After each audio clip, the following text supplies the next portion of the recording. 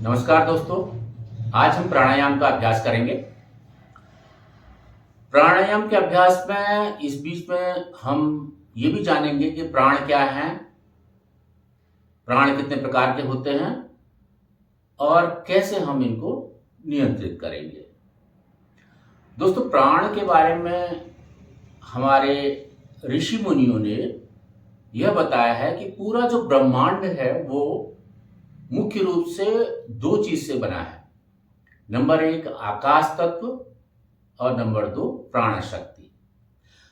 ब्रह्मांड में जितनी भी चीजें हैं आज हम स्थूल रूप में देख रहे हैं या सूक्ष्म रूप में भी हैं, वो सभी के सब आकाश तत्व से उत्पन्न हुए हैं।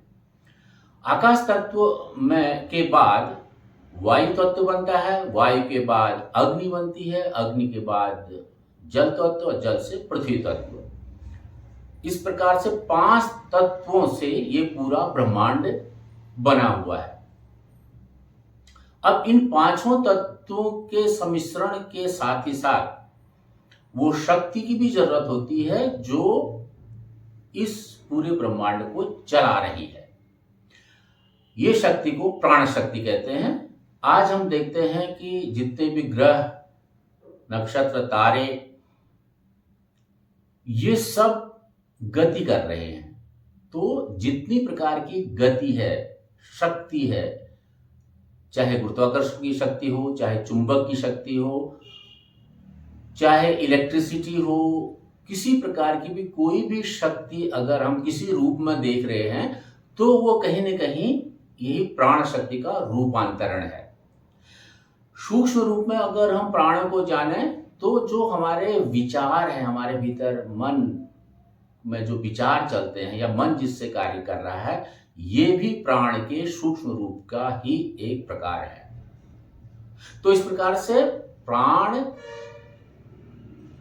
स्थूल और सूक्ष्म में गति दे रहा है, ऊर्जा दे रहा है, और जो रूपांतरण है वो आकाश तत्व से हो रहा है, ऐसा ऋषियों का मानना है। अब हमारे इस स्थूल शरीर में अगर हम देखते हैं तो स्थूल शरीर में जो स्थूल पिंड बना है ये आकाश तत्व से ही बना है, जिसको हम कहते हैं पंच महाभूत तत्व से बना हुआ हमारा यह शरीर। और इसमें जो गति आ रही है, चाहे मेरी बोलने की क्षमता है, चलने की क्षमता है, कार्य करने की क्षमता है, सोचने की क्षमता है, ये सब प्राण शक्ति से आधारित होता है। अब हम अगर मूल रूप से हमारे शरीर में प्राण का कार्य देखें तो श्वास, जो फेफड़ों से हम एक गति से श्वास ले रहे हैं, ये फेफड़ों की जो श्वास लेने की गति है वो भी प्राण से संचालित होती है। श्वास भरना प्राण नहीं है, बल्कि प्राण के कारण जो हमारे फेफड़े गति कर रहे हैं वो प्राण है। अब प्राणायाम का मतलब होता है कि प्राणों का आयाम, प्राणों को नियंत्रित करना, प्राणों का कंट्रोल करना। अगर हम अपने शरीर में चलने वाले प्राण की शक्ति को नियंत्रित कर लें तो हम इस छोटे से रास्ते से ब्रह्मांड के प्राण शक्ति को के साथ भी हम जुड़ सकते हैं। तो हमारे सबसे नजदीक प्राण को देखने के लिए हम देख सकते हैं कि निरंतर हमारे फेफड़े श्वास ले रहे हैं, छोड़ रहे हैं, ले रहे हैं, छोड़ रहे हैं। ये फेफड़ों की चलने की जो गति या क्षमता है वो प्राणों के कारण हो रही है। अब हम अगर इन फेफड़ों की गति को कंट्रोल कर लें, अलग अलग तरीके से श्वास को हम लें, अलग अलग तरीके से श्वास को छोड़ें, तो हम कहीं न कहीं उस प्राण शक्ति को महसूस कर सकते हैं और कंट्रोल कर सकते हैं। तो दोस्तों, 2 प्रकार से हम अब इस अभ्यास को करेंगे। पहले अभ्यास में हम फेफड़ों की स्थूल गति, फेफड़ों की क्षमता, जिससे कि हम अधिक से अधिक फेफड़ों से श्वास भरने की क्षमता को प्राप्त कर सकें, और दूसरे अभ्यास में हम अब सूक्ष्म गति जो मन के साथ संबंधित है प्राणों का, उसका अभ्यास करेंगे। चलिए दोस्तों, सबसे पहले कपालभाति से शुरू करते हैं। दोनों हाथ घुटनों के ऊपर रखते हैं। कपालभाति को हम 3 राउंड में करते हैं। पहला राउंड है कपालभाति को नाभि और नाभि से नीचे वाले पार्ट से स्ट्रोक लगाते हैं, सांस को बाहर छोड़ते हैं। तो मेन अटेंशन हमारा नाभि और नाभि से नीचे के हिस्से को सांस बाहर छोड़ने में रहेगा और नथुनों से सांस बाहर आ रहा है, इन 2 जगह पर अटेंशन रखते हैं। दूसरे राउंड में हम फोकस करते हैं चेस्ट पर, छाती पर। छाती से सांस बाहर छोड़ रहे हैं और नथुनों से बाहर जा रहा है, ऐसा हम अटेंशन रखते हैं। और तीसरे राउंड में हम गले पर अटेंशन रखते हैं कि गले से हमारा सांस बाहर जा रहा है और नथुनों से बाहर हो रहा है। तो इस प्रकार से 3 राउंड करते हैं और 3 राउंड में भी हम काउंटिंग करते हैं। तो काउंटिंग के जो नंबर्स है, पहले राउंड में हम काउंट करते हैं 200 काउंट, दूसरे राउंड में करते हैं 300 काउंट और तीसरे राउंड करते हैं 400 काउंट। चलिए शुरू करते हैं। पहला राउंड कपालभाति, नाभि से नीचे अटेंशन और नथुनों से सांस बाहर जा रहा है। 200 काउंट्स के साथ शुरू करते हैं पहला राउंड।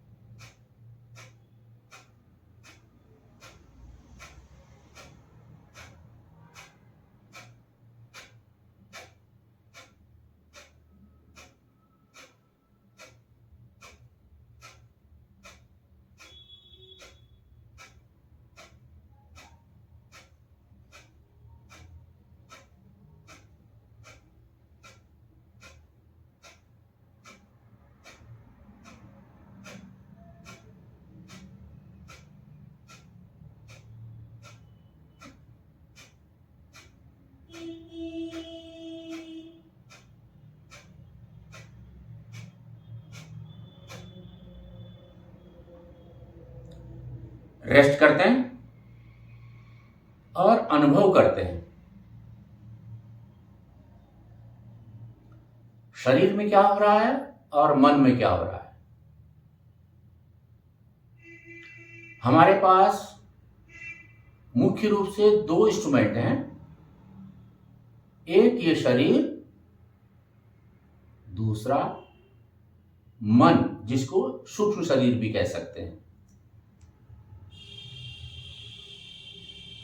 ये दोनों ही इंस्ट्रूमेंट में कुछ न कुछ गति होती है, कुछ न कुछ ऊर्जा का प्रवाह होता है। तो हर एक अभ्यास के बाद हम कोशिश करते हैं कि मन को इतना सूक्ष्म बनाएं कि वो उस गति को पकड़ सके, उन ऊर्जा प्रवाह को पकड़ सके जो शरीर में संचालित हो रहे हैं और मन में विचारों के रूप में मन की स्थिरता कैसी हो रही है, हम उसको अनुभव कर सकते हैं।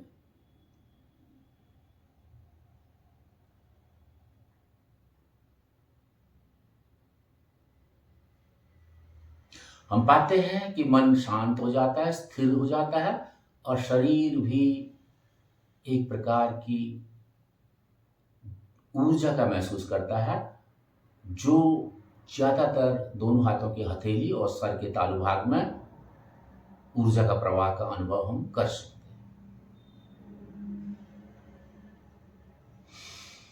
दूसरे राउंड में चलते हैं।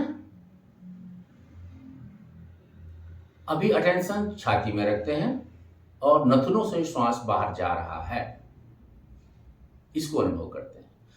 इसमें काउंटिंग 300 काउंट्स तक हम जाएंगे। शुरू करते हैं दूसरा राउंड कपालभाति का।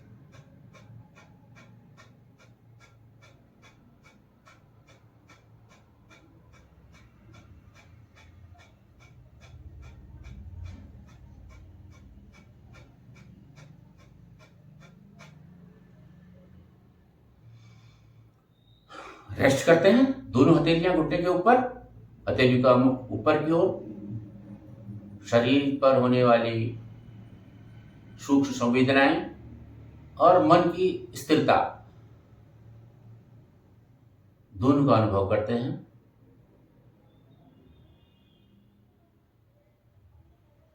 हमारा मन जितना ही स्थिर होगा उतना ही मन शक्तिशाली होगा।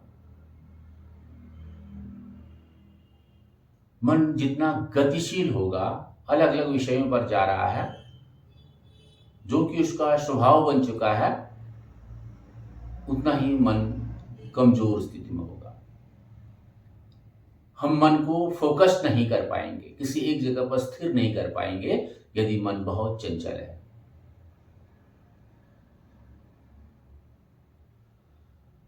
उसी प्रकार से शरीर में अगर हम गौर करते हैं तो जब प्राणों का संचार होता है तीव्र गति से एक दिशा में, तो मन स्थिर अवस्था में पहुंचने के बाद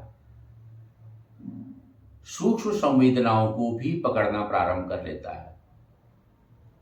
नॉर्मली हम सभी स्थूल चीजों को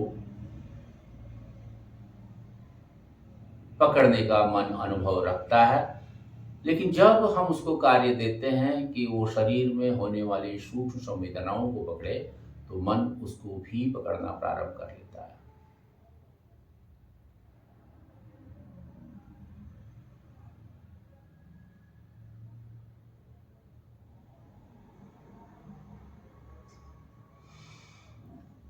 कपालभाति का तीसरा स्टेप, तीसरा राउंड, फिर से दोनों हाथ घुटने के ऊपर ग्रिप किए हुए। अभी हम श्वास को गले से स्ट्रोक लगाते हैं, बाहर फेंकने का, नथनों से श्वास बाहर जा रही है। काउंटिंग यहां पर 400 काउंट्स में करते हैं और गति हमारी और तीव्र हो जाती है,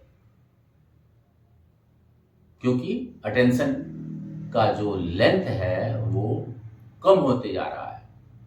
अभी गला और नथनों से श्वास बाहर जा रहा है, इतना डिस्टेंस में अटेंशन रखते हैं।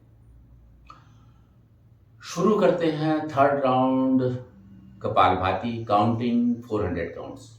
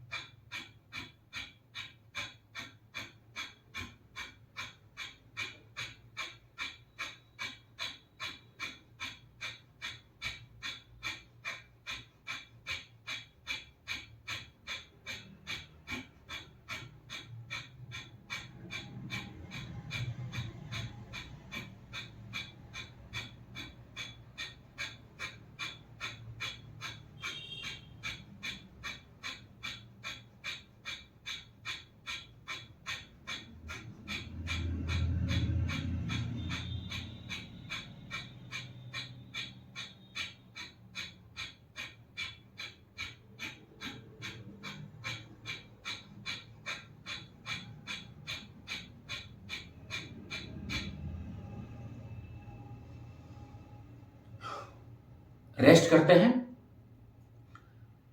फिर से दोनों हथेलियां घुटने के ऊपर, हथेली का रुख ऊपर की ओर, अनुभव करते हैं शरीर में होने वाली संवेदनाएं और मन की स्थिरता।